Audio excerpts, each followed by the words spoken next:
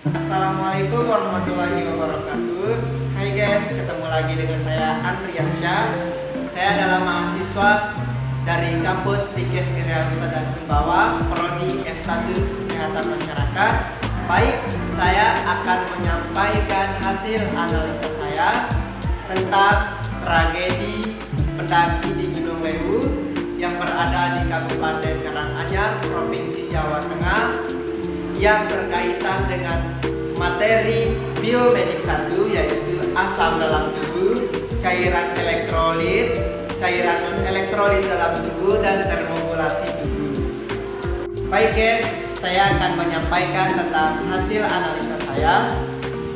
Baik, jadi hasil analisa saya yaitu pendaki yang bernama Yusuf ini berasal dari Tangerang, Banten.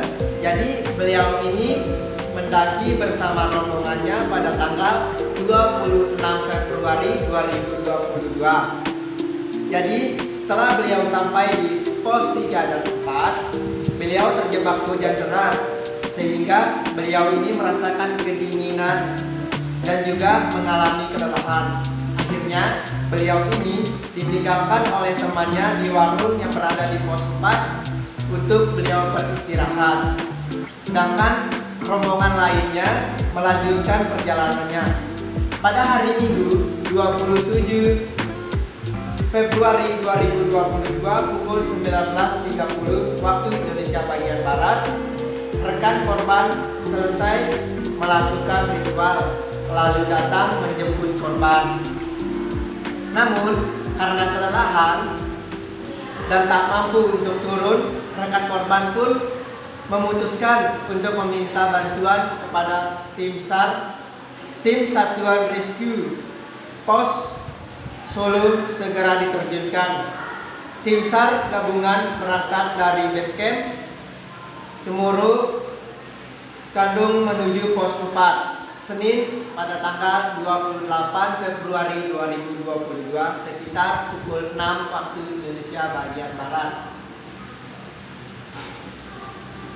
Korban berhasil dievakuasi oleh tim SAR, namun dalam kondisi sudah meninggal dunia pada Senin tanggal 28 Februari 2022 pukul 12.37 waktu Indonesia bagian Barat, ungkap Heru. Setelah dievakuasi, korban dibawa ke Puskesmas Tawangmangu, Kabupaten Karanganyar. Menurut medis, beliau ini terkena hipotermia setelah terjebak hujan deras di antara pos 3 dan 4. Baik, yang pertama yaitu cairan elektrolit dalam tubuh. Cairan elektrolit merupakan mineral dalam tubuh yang memiliki muatan listrik. Elektrolit memiliki fungsi untuk menjaga cairan dalam tubuh, menjaga keasaman darah atau pH, dan membantu fungsi kerja otot. Cairan elektrolit berperan penting dalam menjalankan fungsi organ tubuh seperti aktivitas otak, syaraf, dan pembentukan jaringan baru.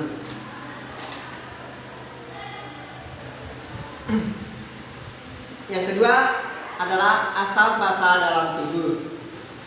Asam basa adalah dua zat yang berbeda yang keberadaannya dimanfaatkan oleh manusia untuk berbagai hal kehidupan sehari-hari. Asam dan basa bersifat saling menempelkan.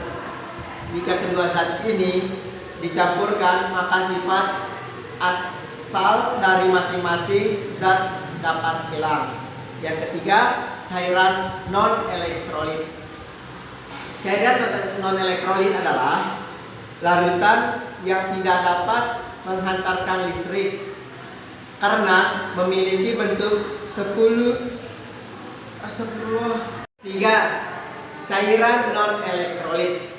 Cairan non-elektrolit adalah larutan yang tidak dapat menghantarkan listrik karena tidak memiliki bentuk ionik dalam larutannya. Artinya, larutan non-elektrolit tidak mengandung ion-ion atau kation atau anion yang dapat menghantarkan muatan listrik. Contoh larutan non-elektrolit.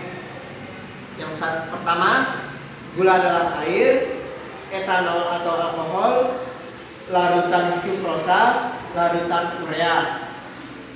Dan yang materi keempat adalah termogulasi dalam tubuh. Termogulasi adalah proses penjagaan suhu internal manusia dalam kisaran yang dapat ditoleransi. Termogulasi sangat penting karena sebagian besar proses kimiawi dan fisiologis sangat sensitif terhadap perubahan suhu. Tubuh manusia tetap mempertahankan suhu pada suhu 37 derajat Celcius, pH darah dalam kisaran 0,1 dari pH 7,4.